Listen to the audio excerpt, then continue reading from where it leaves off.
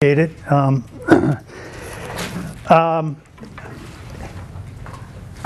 been working in both Butte and Anaconda for quite a while now, and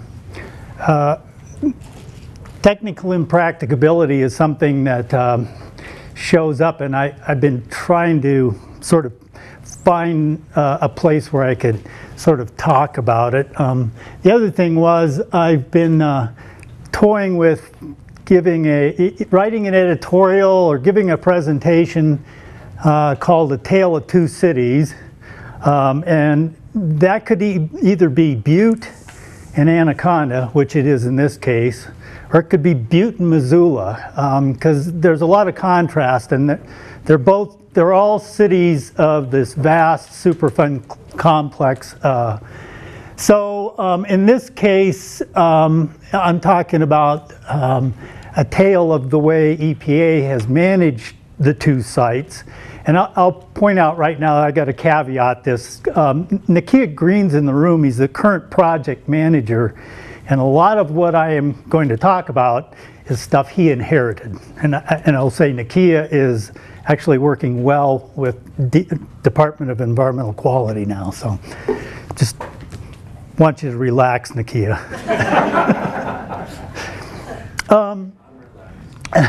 One of the main things that I've kind of come to realize is technical impracticability says some things you just can't fix.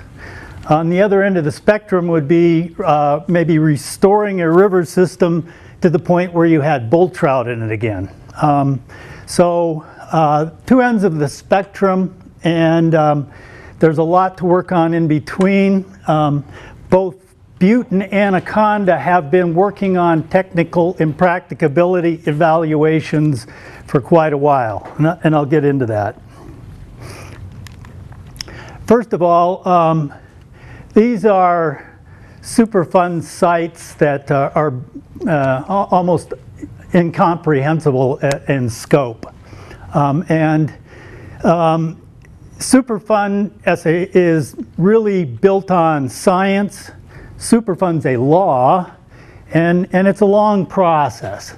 And oftentimes it's extremely complex. I've often heard it said, especially when it seems to be taking so long to get through these sites, well, it ain't rocket science, we should be able to move forward. And I, like a good friend of mine said, it's not rocket science, it's more like finding a cure for cancer. You never really have the ultimate answer, so you're always building on it.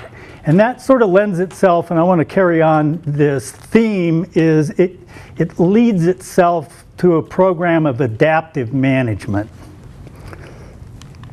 So here's the process. You know, we start out with the spilled oil drums here, and we end up with a nice, safe, healthy home.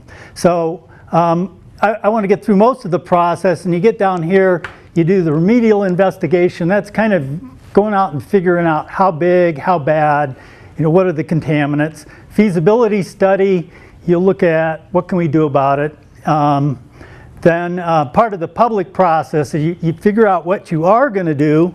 You write a proposed plan that goes public, and the public can comment on it. And then ultimately, the EPA will write a record of the decision. This is what we're going to do. Here's the remedies we've selected. Well, a big part of what feeds into the record of decision is you have to go out. You don't have to specifically follow the laws of the state you're in, but you have to adapt the laws you're going to live by. And a lot of times that will be the state you're in. It can be federal laws. But you have to write all of those out. In this case, I'm going to talk about water quality laws, and so the process really isn't done here. You're still probably going to go out and do a lot of the work. And what comes in here, there's two ways you can keep going. Either EPA can write orders and order whoever's responsible. In this case, it's Atlantic Richfield, now owned by British Petroleum. Or you can you can work on a consent decree. Consent decree meaning that you write out what you're going to do, and then everybody agrees. So in the case of Butte priority soils, it'll be EPA, DEQ, NRD, Butte Silver Bow, and ARCO. And so a lot of people sitting around the table for Butte priority soils. One of the big things that comes into play, though, in this consent decree discussions are TI waivers. In other words, can we actually ever really meet standards? And it's a huge question. So technical impracticability started back in 1993, and they realized, EPA wrote it in actually to the Superfund law, that you might have to use alternative standards. But this is what they have to, this is kind of what it says. Is it technically impracticable from an engineering perspective to restore groundwater to its beneficial use in a reasonable period of time? And they throw in that if the remedy is going to be inordinately costly, maybe it's technically impracticable. Again, to me, most of this on these huge projects lends itself to an adaptive management approach in the end. We don't seem to be able to get the answers soon enough, and we'll be making decisions on things that really have no perfect answers. So this is a little history of TIs in this country. It only goes through 2011, but this is nationwide.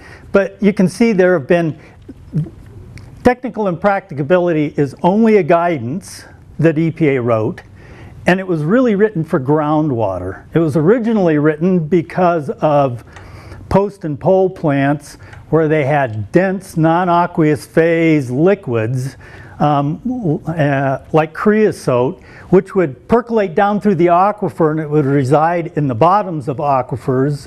And so they started saying, geez, we'd have to dig up acres and hundreds of feet deep. I don't think we can do it. So that's where it came from. So far, or by 2011, there had been 81 groundwater standards waivers, only 4 surface water waivers, and I think a couple of those may come from Anaconda. I can't remember if they were done before 2011 or not, but no stormwater TI waivers that I know of so far. So that's what I'm going to talk about. So keep in mind that we're pushing the envelope. This is all kind of new territory here in Montana. So I already said this, it's only guidance. Here's a 2011 memo saying how do we really follow this TI stuff? And so again, it's not law, it's just guidance. But here's what we're going to really focus on for this talk. So we have the Anaconda site. Really big site. We have 4 streams over there, Mill, Willow, Warm Springs, and Lost Creeks. And then in Butte, we're going to focus on this little area. It's just a piece of Butte, on Silver Bow Creek in Butte that we're looking at. So these CD discussions and the work between 2 agencies can go one of 2 ways. And in both Butte and Anaconda, the EPA is the lead agency, DEQ is the support agency. We have a memorandum of understanding in place that says we need to work together before we go and work with the rest of the parties involved. But anyways, speaks for itself. Let's talk about something that's really technically impracticable to clean up. We all know this guy. And 1982, Atlantic Richfield turned off the pumps in 10,000 miles of underground workings and the Berkeley pit, and it all started flooding. Water levels are rising. EPA is then faced with, what are we going to do to protect human health and the environment? Well, they set out on a technical impracticability evaluation. And they looked at several things. First of all, the source of the acid, and then the acid generates toxic levels of metals, is the ore body itself. So first of all, could we remove the source of the acid and the contaminants? It would create a pit 63 times bigger than the Berkeley. It would take out the town of Butte, and it would cost, it was in the hundreds of billions of dollars, and I don't remember the exact number off the table, right? Truly absurd. So the next level is they said, well, what if we drilled holes, 100-foot centers, to the depth of the workings, so you're talking thousands of feet, and then we could inject the whole system with lime, or we could inject the whole system with grout and just fill it up. So the lime would neutralize the acid. Well, yeah, that was $9 to $13 billion, and it's iffy if it would work. I mean, it was really back of the envelope calculations. So again, really technically impracticable.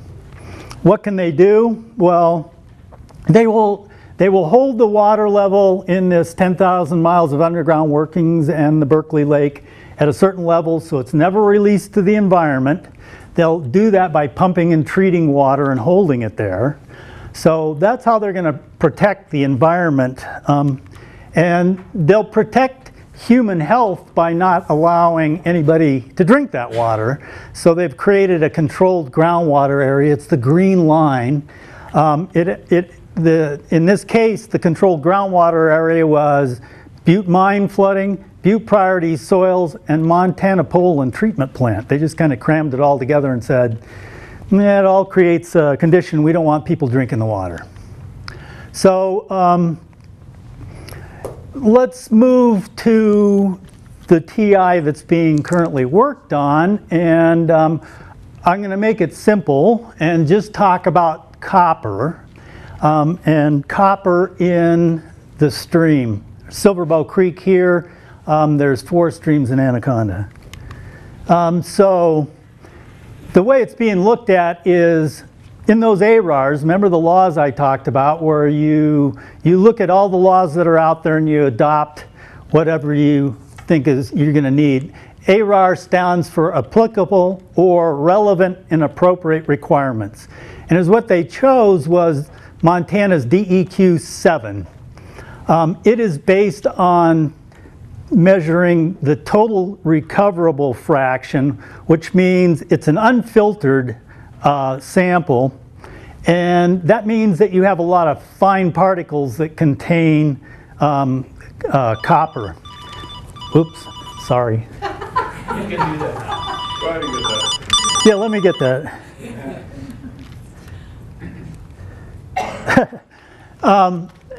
Hope it doesn't ring again. So if they were to waive it, the waiver would probably go to the federal standard, which just looks at the dissolved fraction. So the difference is they filter the dissolved fraction to 0.45 microns. That isn't really dissolved, but it is certainly much smaller size particles.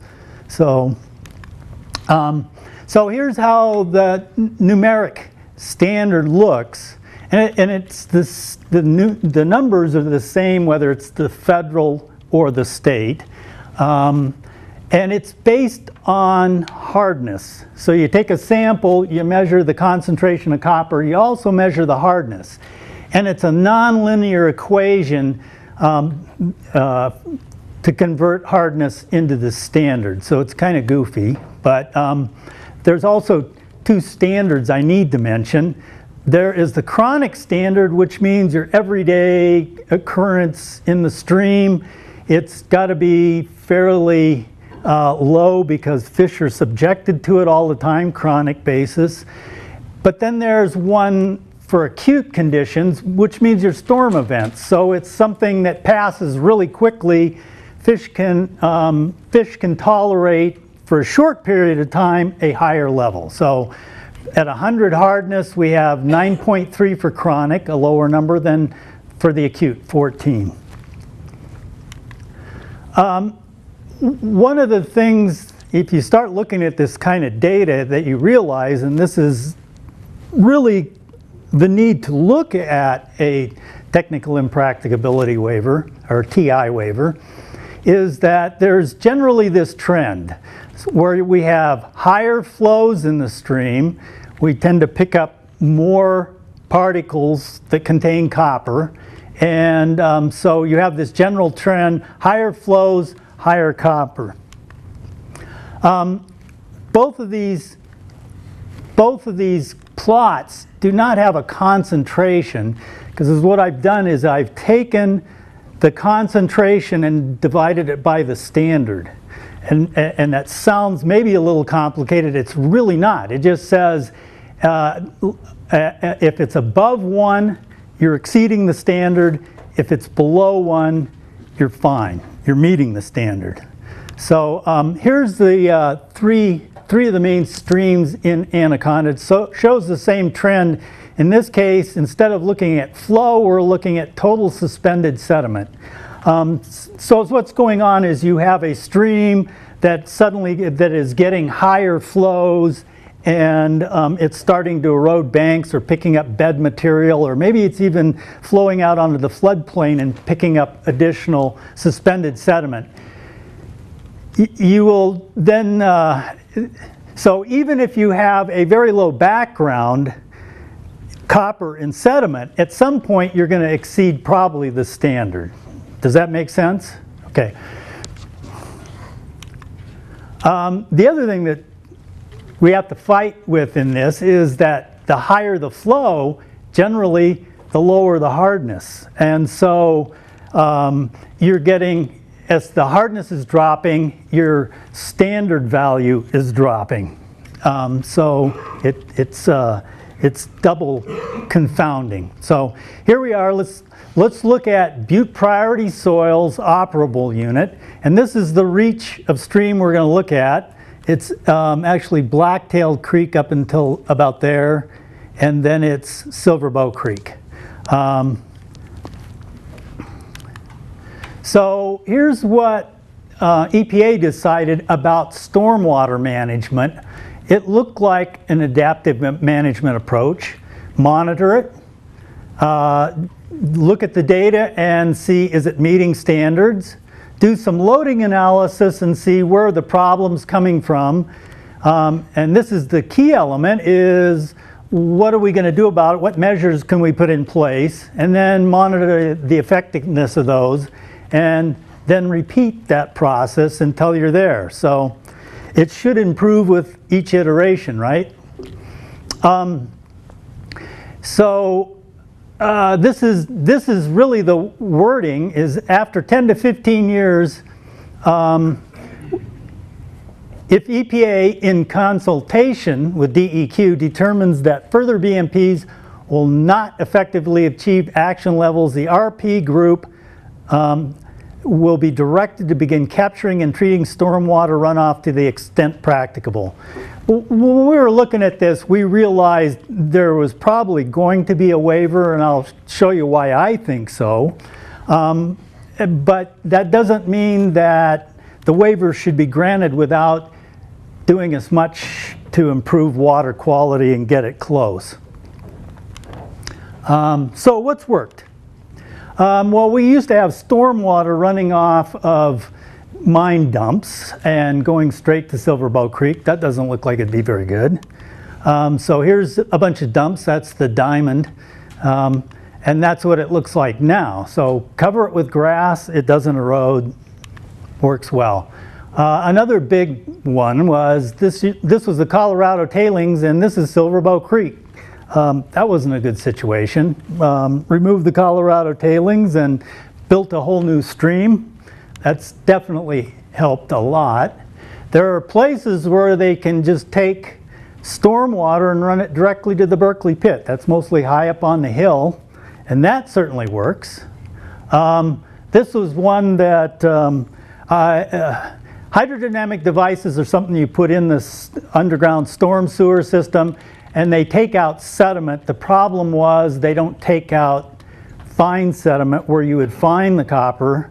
And the other problem with this is that they didn't really use a good approach. Instead of putting in one and trying it for a few years, they ended up putting in 5 of them.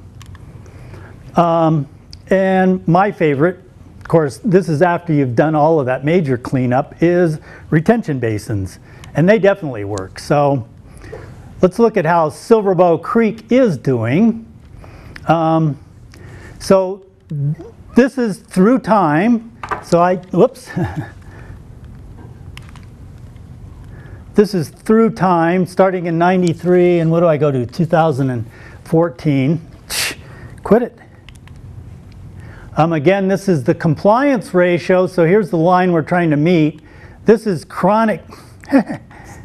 Stop it. This is the chronic line, so normal flow conditions. This is stormwater, which we can see it has gotten better, but we're here approaching 5 times the standard. So here's at one point of compliance. Hang on, it'll be okay.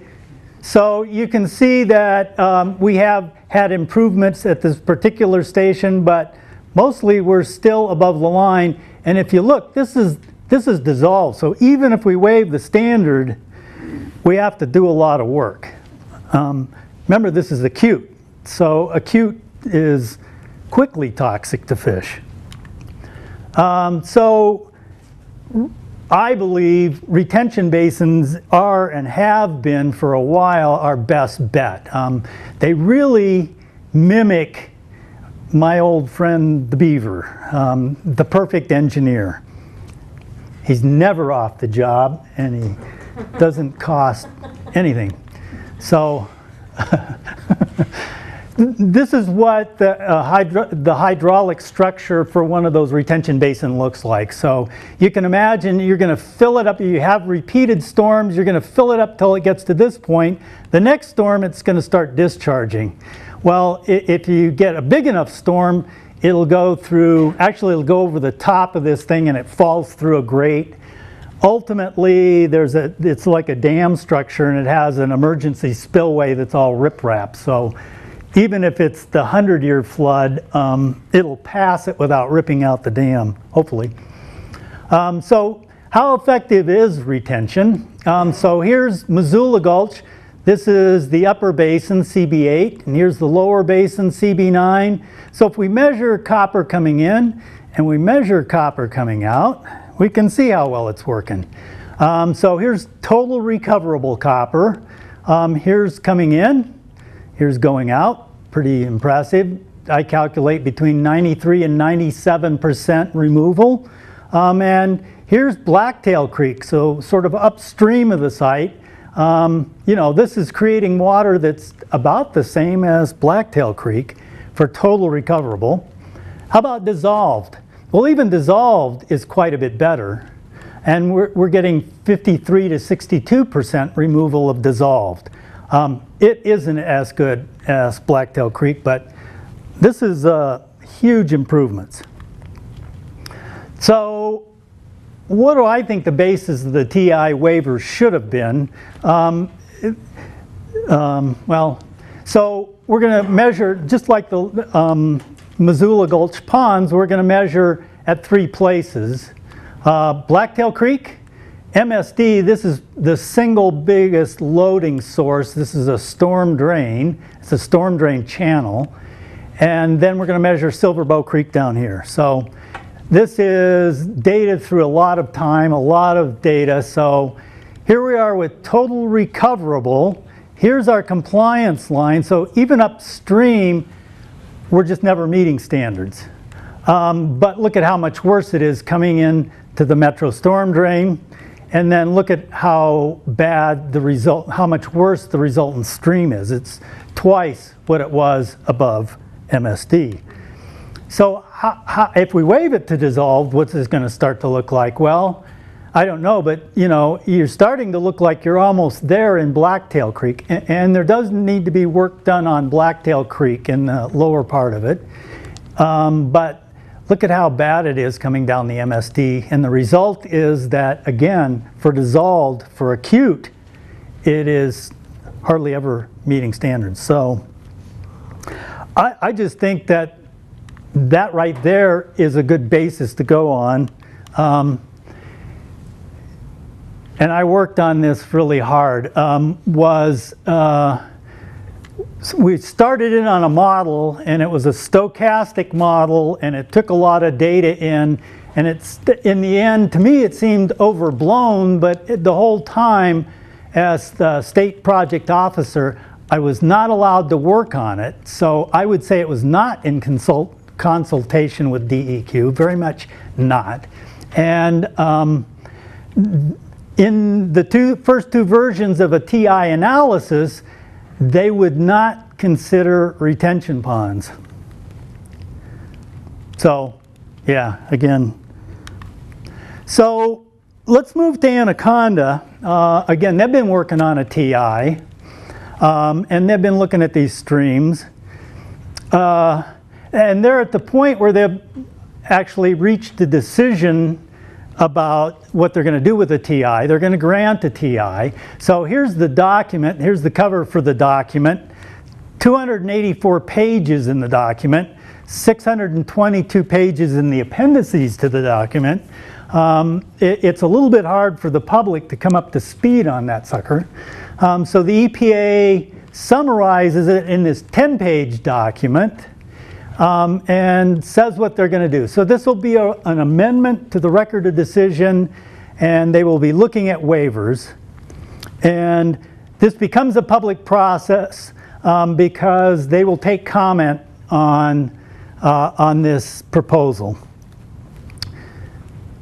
And then actually is what they have to do is they have to respond to all those comments. It's a pretty good process. So in a nutshell, here's what it says. They're going to expand and enhance the current remedy to minimize contamination of the creek, and they're going to waive the Montana acute and chronic aquatic life standards for cadmium, copper, lead, and zinc. But it's only for Upper Willow Creek and its tributaries and tributaries of Upper Mill Creek. There are two other streams. There's the lower part of those two streams, but there's two other streams in Anaconda that are part of this, and that is Warm Springs Creek and Lost Creek. And what this really promises ARCO is it says, you go do the work we're going to require, we'll see how it works, and then we'll talk about waivers to the other streams and to the lower parts of Mill and Willow. Again, that's starting to look like adaptive management. Oh, by the way, yeah, this was, and I was involved in this more peripherally, but I sat through a lot of technical discussions. This was EPA in consultation with DEQ, and DEQ supported this proposed plan and the waivers. So here are the streams of Anaconda. Here's Lost Creek. This is one that's not even named. It's called Dutchman. This is Warm Springs Creek. Here is Mill Creek, and then Willow Creek's over here. And then, of course, this is our own Silver Bow Creek coming in from this direction. Again, this is what the data looks like, sort of condensed. The higher the flows, the more suspended sediment you'll have, and the higher the total recoverable copper you'll have in the creek. So this was the conceptual model, and the parts I'm going to point out, just so you understand what Anaconda is really all about, is starts with widespread smelter fallout. So sometime in the 1880s they started smelters in Anaconda, and it ran until, I don't know, what was it, 1978? 80? Okay, they closed the smelter in 1980. And so widespread smelter contamination, that gets into the soils. And one of the things they've looked at then is over here is you've got well-vegetated, moderately vegetated, and really barren steep slopes that are probably, those, especially the barren slopes, are providing a lot of sediment to the streams. So let's see, where was that? This is probably the result of this. You've got all of this contaminated sediment washing down into the stream, so it's in the bank materials, it's in the bed materials. Every time you have a high flow, you're re-entraining that stuff. And that's why you get that, that trend. So one of the things I think happened in these upper reaches is that there was a lot of logging. Both mining and smelting required huge amounts of logging, and it went on year-round, and they clear-cut. And one of the interesting things, I just like this is maybe an aside, this is a flume that was over on the other side of the Continental Divide, and they would flume those logs over the Continental Divide and down into Anaconda for use. Pretty nice structure they built for the flume, right? So here's what we have today, and so I say logging was an important part of this story because they clear cut these things off, but then what did you have? You had the smelter belching out huge amounts of sulfur dioxide, creating acid soils. Probably it's hard for plant to get reestablished. But here's one of the, we're going to talk about this. This is Upper Joiner Gulch. And you can see all the dots in here. Those are stumps from the logging. So we're going to focus just on Mill Creek. This is the outline of the watershed. Most of the focus is on this part for the TI. And I'm going to focus it a little bit more here in a second, but this is, these different hexagons are the different treatments that will be required. Two of the critical ones, the most important ones here are steep slope reclamation and stormwater retention ponds. Let's see if I have it in this next one. Anyway, steep slope reclamation is difficult at best. It's kind of one of those problems that everybody just kept putting off, and now it gets down to the point where they got to do something with it. So they're going to start in. Actually, the Natural Resource Damage Program got money out of the uplands here, the damaged uplands, and so they have been putting money into seeing what works on steep slopes. So they're the earlier part of adaptive management. So we're gonna focus here on Joiner Creek, and this lighter brown is just the area of that drainage of Joiner Creek. These dark areas I think are the barren areas. The green are moderately vegetated. This little gray dot indicates they need to put an engineered stormwater retention basin. So again, just another picture of Upper Joiner Gulch showing, you can see all of the little erosion rills. It's not hard to imagine that that stuff is easily erodible. It's soft volcanic rock. Here's a view, actually this piece of board right there I think is part of the original flumes that carried the logs over, but notice how deep some of the erosion rills have become over there. That's pretty serious erosion. And you can see here really some of the stumps up close. So interestingly, they went in and sampled soil, so they're trying to make this connection, right? Barren slopes, erosion carrying sediments down to the creek. So we figure the worst problem is going to come from the barren slopes, not the well vegetated. They went in and sampled, and although this is an N of only 1, so not very believable in itself, they did this a number of places.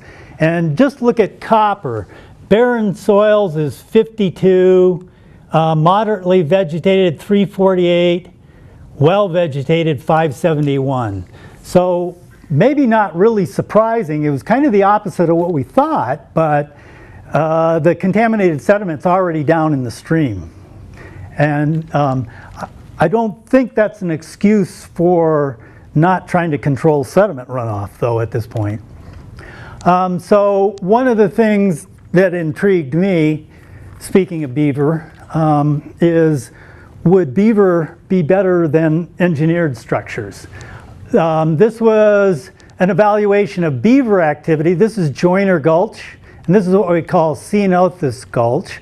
So the red dots are old beaver ponds that they're no longer inhabited, and then the green dots are active beaver ponds.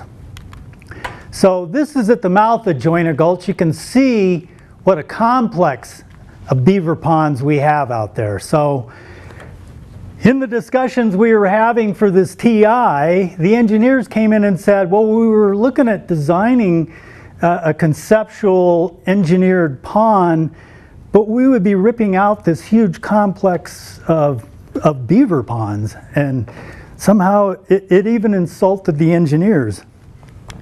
So that's where it would be, and I think one of the principles that you look at in these TIs is first do no harm. So in other words, if you have low levels of contamination but it's exceeding the standard and it's along a very well vegetated riparian corridor, very healthy ecosystem, should you rip it up and try to get that small amount out? Well, no, probably not. And so this is what sort of the complex looks like up close. You can see how well vegetated this is. You can also see how much sediment keeps getting stored. And you can see here's another one over here in the background. So it's not one stream with a pond on it. We've now got it going everywhere. So interestingly enough, Nick Tucci and the Bureau of Mines was doing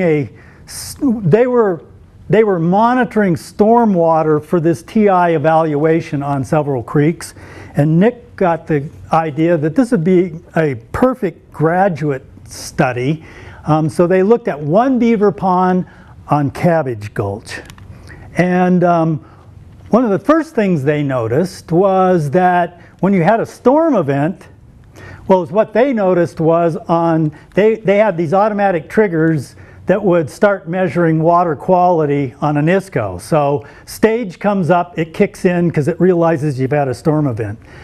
When it was downstream of beaver ponds, they had to go out and hand trip them because they were getting very little rise in the stage of the stream. So first of all, it takes this big flow spike out of the storm surge. Then, one beaver pond, and these are percent removals. So again, we're getting really effective removal just from beaver ponds. And this is one that I always hear is that, yeah, but they blow out, and so then you release all of that sediment. First, I would say when you have a complex, it doesn't matter if one of them blows out, there's a jillion more. But this is one thing that they found in their study was this one blew out right here. Here was the spike in the hydrograph, but the beaver had repaired it by here. So how long would it take for one of the engineers to get out there and fix a engineered structure? So anyways, I timed this all right. I started this out by saying a tale of two cities, and I say either Butte and Anaconda or Butte and Missoula. And the reason I say Butte and Missoula is Butte has the Berkeley pit, technically impracticable, has to be managed forever. In Missoula, they restored the Clark Fork. They removed the dam, restored the mouth of the Clark Fork, and it's largely restorable. I would point out that there is still contaminated sediment that was building up behind the dam at Milltown. I guess I'm saying that without explaining the story, and I'm not going to explain the story, but hopefully people know a little bit about Milltown. There was a dam right here. There was a reservoir right here.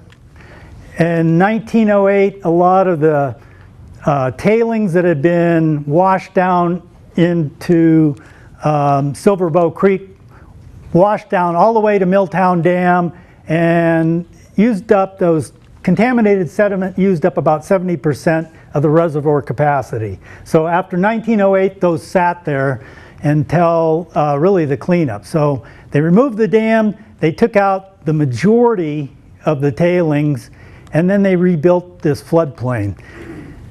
This not only took cooperation between DEQ, EPA, and ARCO, but also Northwest Energy, and NRD came in with a lot of their funds. So in this case, everybody was able to work together pretty well.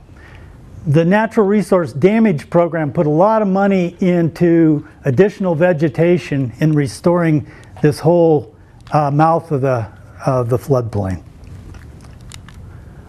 So as we look at both Anaconda and Butte, and we're trying to make final decisions and encode them in this consent decree. Remember, it's something that everybody is willing to sign. We got to kind of think about it carefully. And I always urge a little more patience than a lot of people do. So, consent decree, what will the past look like 25 years from now? And the most forward-looking group I know of is the Clark Fork Watershed Education Program, because they're trying to develop stewards or just an understanding in our children and adults of what went on here and really what's at stake. That's it. Do I have any-